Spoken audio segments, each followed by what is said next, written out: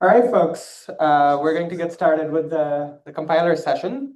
So we've been talking about building hardware, but if we don't know how to program the hardware, we're not going to do so hot. So first off, Evan is going to start off talking about some new techniques for building compilers to program accelerators. Evan. Yeah, thank you so much. So my name is Evan. I'm an incoming PhD student at TBD. And today I will be talking about some work that I've been doing for the past couple months. In particular, we've been trying to address this gap that we believe exists in scheduling languages today between how scheduling languages expose different optimization options to the user and how the user actually goes about thinking about and creating these schedules in real compilers. And so in particular, a key point that I'd like to make is that scheduling languages introduce this tension between auto-scheduling and manual scheduling. And to illustrate this a little bit more closely, let's take a look at the Taco compiler and its associated scheduling languages, which allows us to compute expressions over sparse tensors.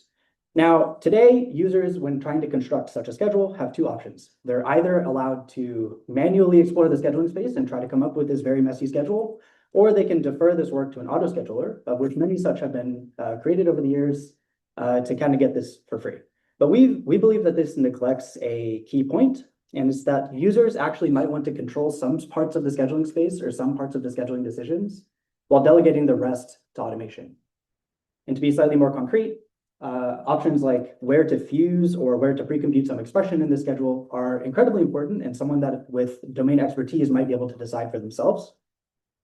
But things like where exactly to split or where to parallelize or where to kind of reorder loops are things that we have lots of good heuristics for and lots of good auto-schedulers that can do for us. And in particular, this is not just a question that's relevant to sparse accelerators or sparse compilers, but a myriad of different compilers and accelerator backends and yeah, lots of tools, as you can see in all these papers here. Okay, so our solution to this problem is to use sketch-based interactive program synthesis to create schedules for sparse accelerators.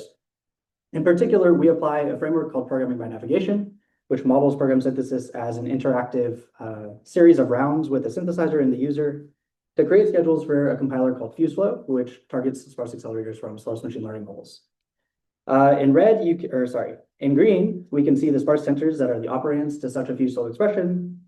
And in red, we can see scheduling operators such as fusing operations or selecting data flow orderings that the user might want to select. And although FuseFlow is not the focus of this talk, there will be a much longer talk by Rubens on FuseFlow on Wednesday morning that we encourage everyone to go to. Now, here you can see some parameters that might be selected either by the user or by the FuseFlow compiler. But the rest of the scheduling decisions are what we're going to call holes that need to be filled through the programming by navigation process. And this is what we actually want the user to be able to decide using our interactive system. And so a key point I want to make here is that programming by navigation gives us two guarantees on this interactive authoring process. The first is that the user is always making progress towards a valid schedule. We call that property strong soundness. And the second is that all valid schedules are constructible by the system, and we call that property strong completeness. Okay, so to make this slightly more concrete, let's take a look at an example of a simple nested matrix multiplication in FuseFlow and how we might use our programming by navigation system to create a schedule for this. So first, the user is presented with an option to either build a schedule or to select some default schedule. In this case, you can think of the default schedule as just no schedule or no op. Then the user is asked to select a data flow ordering, and these data flow orderings are enumerated by the FuseFlow compiler itself and then presented to the user. And you can see in the bottom right, our holes are kind of progressively being scheduled. Then they can choose some parallelization factors, and they have to choose parallelization factors for every loop in loop nest. Then they can select a block sparse setting, which is simply a Boolean variable. And finally, they can select vector widths that are based on the actual target hardware that they're trying to compile down to. And there's 2 points that I want to raise when looking at this interaction. The first is that each step along the way, the user has kind of an out. They're able to select some auto. Okay, the second point is that all schedules are always going to be valid from the perspective of the FuseFlow compiler. So it's impossible to create a schedule that will be rejected by the compiler. Okay, so this opens up some questions for what interactive scheduling systems should provide and why people at LATTE should care.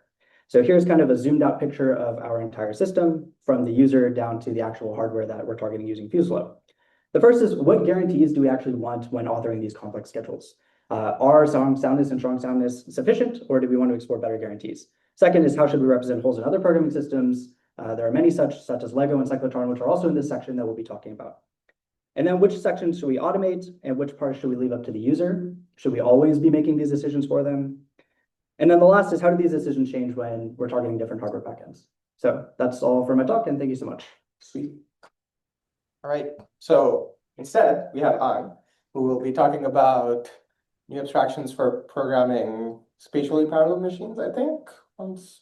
Yep. Take it away. Yeah, so today, CGRAs or coarse-grained reconfigurable arrays offer an alternative to accelerating workloads by software pipelining the innermost loops of programs. Typically, these operate on a spatial fabric of processing elements, or PEs. And if we were to flatten this CGRA from its 2D representation into 1D, we get what's on the right-hand side, with connections connecting each processing element. Typically, the conventional CGRA takes approach whereby they take an input data flow graph and map this across the space axis on the horizontal and the time axis vertically. We can also denote each of these as different configurations, whereby since we are software pipelining the innermost loops, we perform a round-robin arbitration across each of these configurations across the entire program. So if we were to look at this across a longer period of time, we might get something like this, whereby we have a metric for initiation interval of 2, representing that every 2 cycles, we execute the next loop iteration or loop thread on the spatial fabric until all execution is completed across the entire program. Now, one of the key challenges to this is because in hardware in silicon, the PEs itself has internal bit streams that get created and programmed for each configuration. And this round-robin arbitration actually limits the program length that can be ran. In addition to this, conventional CGRAs can only run a limited size dataset due to its need for scratchpad memory, in which you can see its effect on the left-hand side. Where loads require single cycle access, that is not memory tolerable. However, if we run into larger data sets that include host memory, we in fact can incur multiple bubbles, leading to inefficiencies within the pipeline. Intermediate states are also saved within a per PE tile register file. To address these challenges, we introduce STEP, or spatially threaded execution pipeline, whereby we can take a similar mapping approach, but instead of having per PE tile register files, we have something that's external. However, to see more of the spatially threaded execution pipeline effect, we need to see it across time. So we will reconfigure this spatial fabric into configuration 0, but maintain it across multiple loop iterations. Here we can see that we will run through 3, and then until the end, and then only do we reconfigure for configuration 1. What this enables is that we can in fact hide the first loop iteration behind the execution of everything else. And at this point in time, once we have sufficiently enough threads, we can immediately launch the next configurations of execution. We can grab the data from the register file, load it onto the fabric, and continue execution until the program has completed.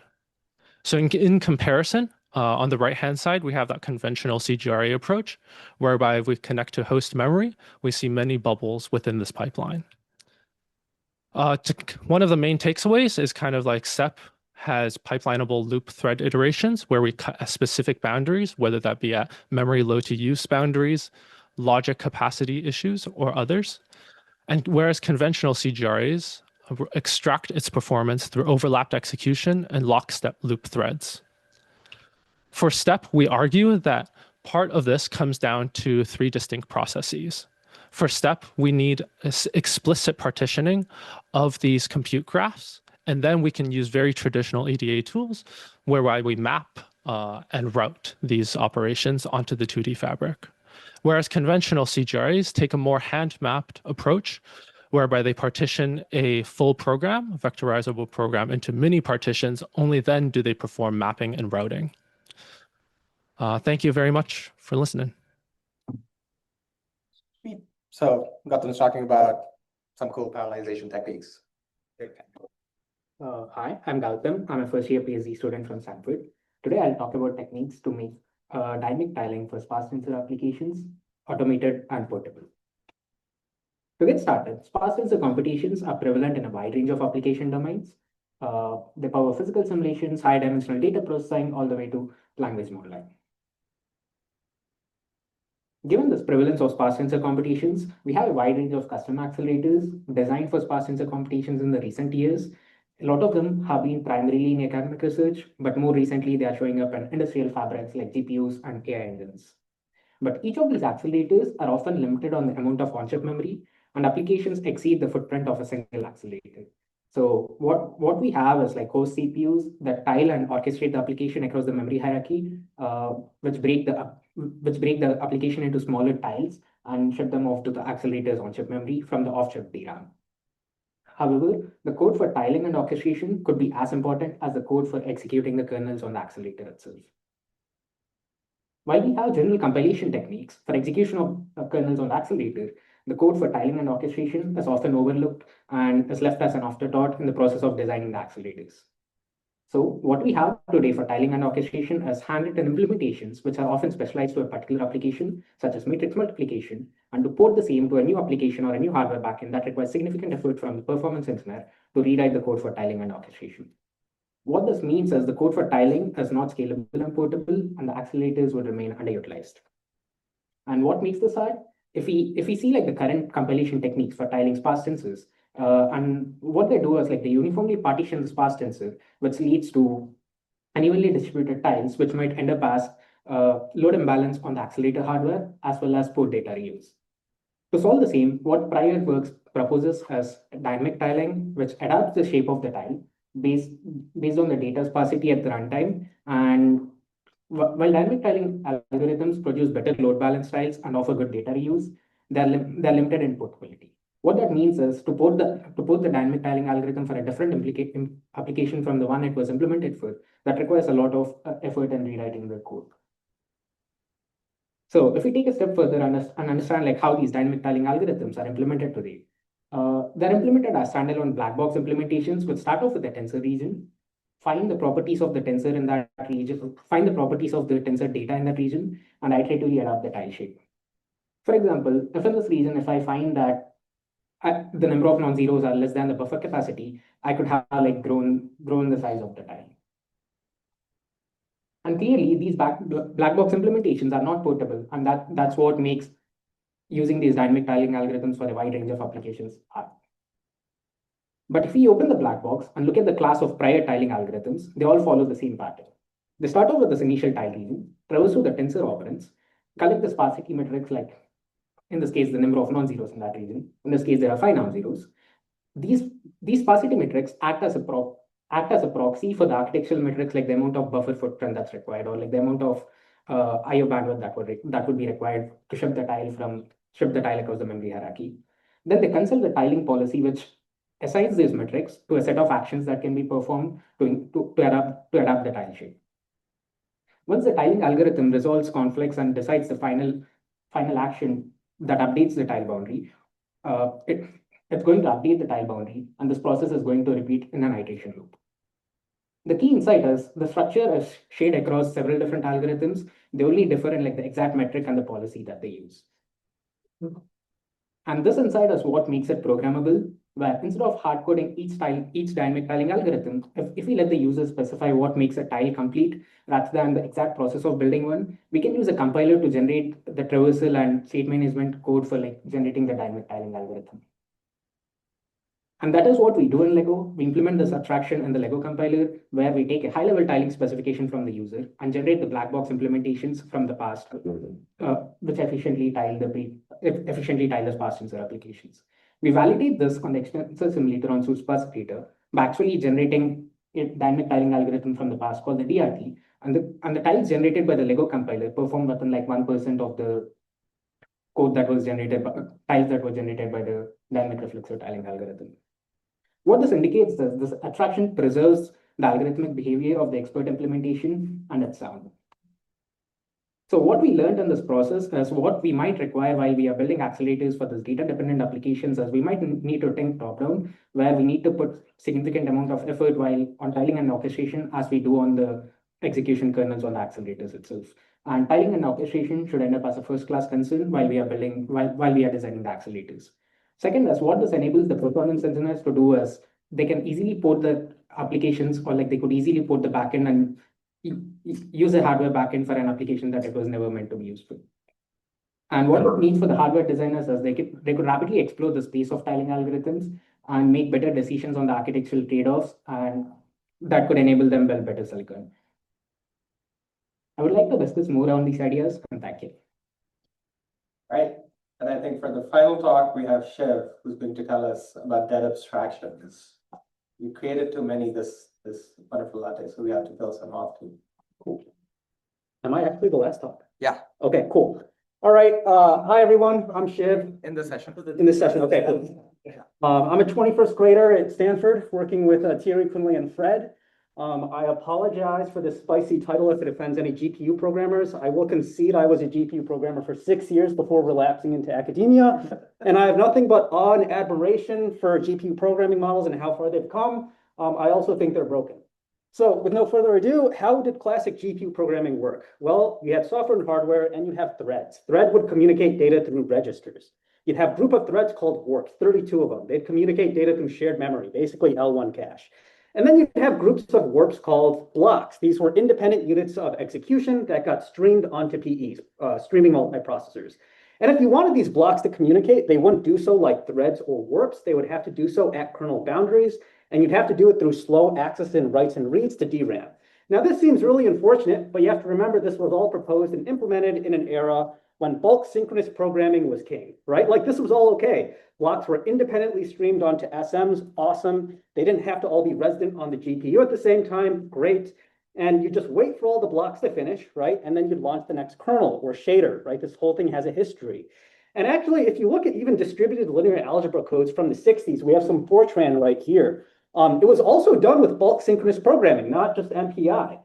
Each one of the 3 red boxes is in a do loop over here. Each has a global synchronization over all processors in your supercomputer. Sounds horrible? It worked. It was great. We could get away with this because computation just took a while. Modern days, that's not really the case anymore, right? Like processing elements or processors can have load imbalance. You don't want them waiting all the time. You might be repeatedly reloading data from DRAM. I mean, you want fusion these days. It's critical. And in an era where a lot of things are memory bound, you can't go through global memory as a conduit for different PEs. It's just too slow. That's not appropriate anymore. So we had this classic thinking that PEs in a GPU or in a processor don't necessarily need to communicate intimately. And what happened in the last 5 years? Well, we have PEs on chips that are not communicating. We have all these industrial ML chips right here. We have CGRAs. And even GPUs in the last few years, they said, hey, let's actually add an interconnect between all the PEs. That's awesome. We're going to boost the performance of all these algorithms by like 3x. It's going to be so cool. The issue is that from a programming language point of view, that breaks the entire CUDA abstraction. It's actually kind of broken. It got grafted onto a streaming programming model, slowly exposed over 10 years to sort of ease the community into it. Even if you wanted to do something as simple as a block synchronization between processing elements, right? You'd actually require a completely different kernel launch, not just the triple chevrons. The CUDA docs even say this breaks the whole programming model, so use it very carefully. If you wanted to use the TMA to move all your data, this was introduced in Ampere between PEs and global memory. It's super cool. It's really fast. You actually can't do it in CUDA. You do it in Qt or in inline PTX right here, so inline assembly. We all love that. And then if you actually want to do just a simple point-to-point communication, right? Send, receive. Well, the code for that from online is here on the right. It seems really easy, just an RDMA, until you actually look at what's happening over here. And look at that. We have a whole cluster.sync right there, which basically means the sender and receiver, when they synchronize, it has a theoretical blast radius. It can actually synchronize the PEs around you, which you don't want. That's kind of theoretically ridiculous. Now, the best developers at NVIDIA knew this. This is not some secret sauce, right? And for years, for decades, they've actually been implementing their algorithms this way. Every time you're doing a prefix sum, a reduction, or a sort on a GPU, you're actually using a software form of inter-PE communication that's going through DRAM that they sort of hacked in. So this has been important for a long time. It's not just a new thing. This is a great paper, by the way. So if I was to rebuild this programming model kind of from the ground up, where PEs do communicate, what would I do? Well, I'd make this communication a first-class citizen. That seems kind of obvious, right? I also want to discourage global synchronization when all the PEs are load imbalanced, right? Don't have these guys spinning all the time. I want to make it really easy to access neighboring processing elements memory, as easy as it is to actually, access my own memory hierarchy. And if I'm only changing the data flow, this is an additional point, you don't want to rewrite your whole program from scratch, which CUDA kind of makes you do. In our programming model that we proposed, accessing another PE's memory is really easy. It's just like accessing your own. So over here, we have a regular tensor axis, square brackets, just like C++ or CUDA. If we have a 2D grid and we want to access memory from the PE to the left, we actually use a 3-dimensional index with curly brackets. 2 for the spatial index. A third index is actually the time, the temporal dimension. This helps us this is a very affine way of thinking. It helps us make things asynchronous. All of our math should be asynchronous as well because we love things to be asynchronous. And if you want to map the same algorithm in different ways, let's say go from an output stationary data flow to a wait stationary data flow, which we all do on modern ML processors, you just separately map 2 of the different variables in space and time. Same code either way. If you want to completely rewrite the code to do the matrix multiply differently, you can go from canon to summa, really easy, 1-line change. And we got all these cool algorithms that we implement over here. And if there's one thesis I want to leave you guys with, it's that if you make the communication easy amongst PEs, amongst processors, complex programs become unreasonably concise. All of these programs right here, we implemented in less than 20 lines of code and got state-of-the-art performance. Sweet. Let's thank Shiv. Right, so we have our 20-minute discussion, so we should come back at, let's say 4:40, just because we're running a little bit behind. Does that sound good? And yeah, lots of abstractions, some alive, some dead. Talk about them. Right, I think the questions are still streaming in, so if your group hasn't added your question here to the matrix, please do so. Alternatively, if you want to come up and shout your question, I will come and you. So if you have like a high-level questions for the panelists, just raise your hand. I have a question for the interactive compiler scheduling with strong guarantee. From my understanding, I think you're at the same time using the program synthesis technique and interactive whole filling by the user. So actually, which parts are filled by the program synthesizer and which parts are filled by the human? And also, is there a way that human gets some feedback from the partial filling scheduling time there? Yes, good question. So the system does not fill holes. The user fills holes, right? So some of the examples in the diagram where I showed some holes were already filled, that's kind of like to prove that you can provide a partially filled sketch to the synthesizer and it still works. Right, so if the compiler already filled some of those holes for you, you can maybe provide that directly to the user. But the user is the one making all of the decisions, and the synthesizer is generating the decisions that the user is able to make. Does that kind of make sense? And then your second question was can you provide some feedback to the user as they make decisions? And the answer is yes, because programmable navigation uses a data log solver under the hood, and you can use that to basically embed some kind of cost model if you would like. So some cost model for performance or for, I guess, memory footprint or whatever it is that you might be caring about as a metric. Yeah, you can surface those back to the user during the interactive synthesis session. And that is something we're still exploring exactly how to do with FuseFlow. I had maybe a sort of broad question for the audience or the panelists here, which is that it seems we have a spectrum of approaches for programming these accelerators, going from fully automated compilation techniques to more human in the loop to maybe even providing much lower level control. I guess I'm just curious, and maybe this is rude to ask, but which one is the right one? Which one should we pick? If we had to pick, well, make your strongest case for each one, I guess. Does anyone want to take a position? What were the options? Full sort of human control, or maybe human in the loop in the way Evan described, versus full compiler does all of the magic for you, and you just write hell programs, which maybe is closer to cyclotron, although I wouldn't want to necessarily for that with that standard. What were the other options? I guess those are the two options, right? Full automation, full control. Yeah. I mean, I would just say you want to do all of the above. No, it depends on the user, right? Back in the day, there were people who swore by saying everything, all threading needs to be done by p-threads, spawn them manually. That's how you get custom schedules. Right now everybody swears by OpenMP, which is really important. And OpenMP covers 80% of the spectrum.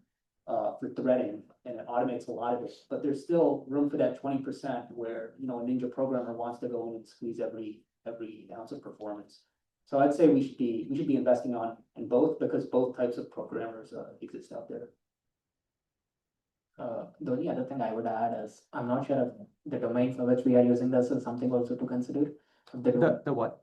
The application domain which we are using this is something that needs to be considered on top of what you were saying. Because if we have something that's really regular and something that's really predictable, we could just use the compiler automate everything. But if something is not really predictable and we need some human intuition to figure out what compute packet could happen at runtime or what memory packet could happen at runtime, probably it's good to have the human in loop to probably describe that as a schedule or use it as a schedule. Sure. Yeah, I mean, I think ideally, like all of these would be automated, right? If you could always guarantee like peak performance without having a human in the loop, then we would like our auto schedulers to be able to do that. But like today, that's usually not the case. And so we would like some mechanism, or at least like the point of our position is that we would like some mechanism like in between, like making user do everything themselves and relying just on whatever the auto scheduler produces. So they can choose like, you know, if maybe they can auto schedule a partial schedule and then like manually control the other parts that are, I guess, maybe the bottleneck of the program. Sure. I think a follow-up that's coming from France's group is, as you're adding human into the loop, they're doing a lot of work for the compiler to basically construct a good schedule, right? But what happens when you change your program? Is there a way to sort of reuse the schedule and come up with sort of incremental updates as opposed to making the user do everything from scratch, which is kind of interesting. It sort of reminds me of incremental computing kind of ideas. It is specific. I think maybe broadly also, I think it'd be interesting, but certainly schedules showed up very directly in your work.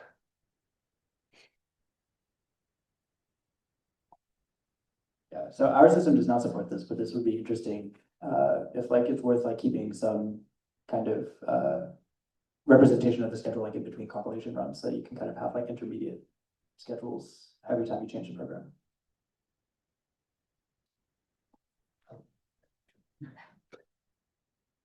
Cool. Well, we're streaming in more questions on the Matrix chat. So I've never written PTX, but I've heard that PTX is not super well documented, and I think there's a broader question about like, is the machine model or the abstractions that are exposed by vendors going to be a limitation to doing this like extremely high performance compilers research?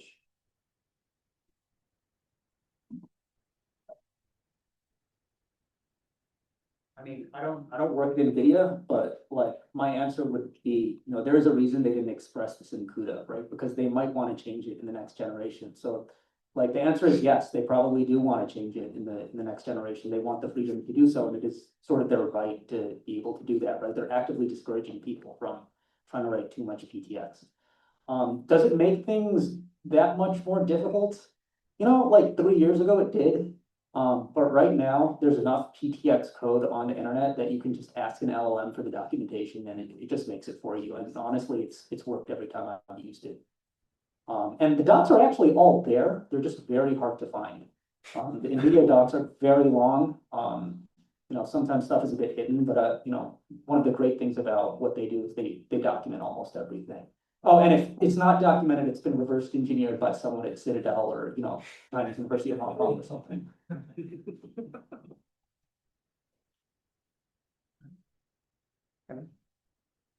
I think maybe I'll generalize the question a little bit, which is some of the other work that Gautam and Evan were talking about perhaps also rely on hardware that doesn't exist yet. And I think there's a question of how do you build a programming model that purports to give you a lot of low-level control over the performance without having a good sort of, you know, basis for that in the architecture. How do you sort of co-design the architectural models you're working with and the programming model that you have?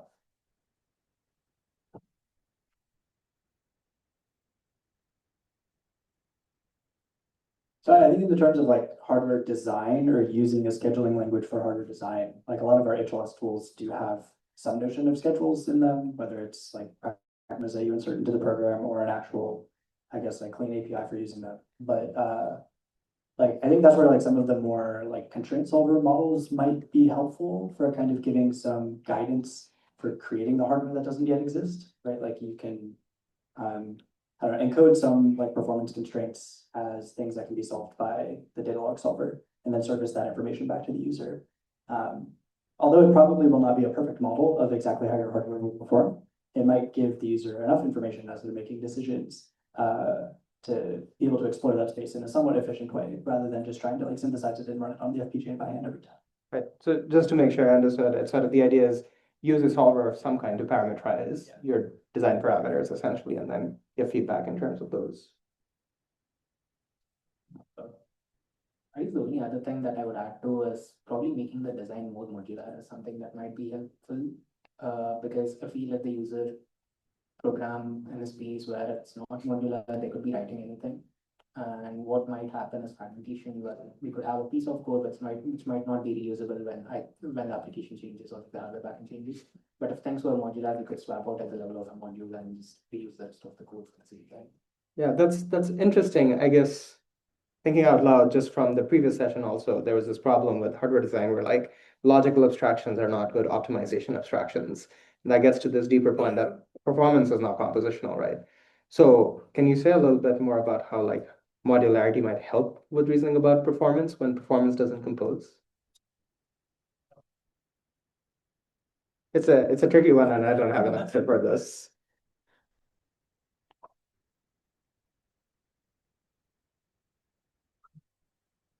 Not completely sure. That's very reasonable. Yeah. But yeah, there could be some compiler we build which could rewrite this modular thing again to a specific implementation or something of that sort. Right. Which could be verified better rather than a human directly writing something that's not really modular. Right. Where we have like two versions of the code that's completely modular, the other version could be completely fragmented. So there could be someone in the loop in between where could be translating this for every particular application.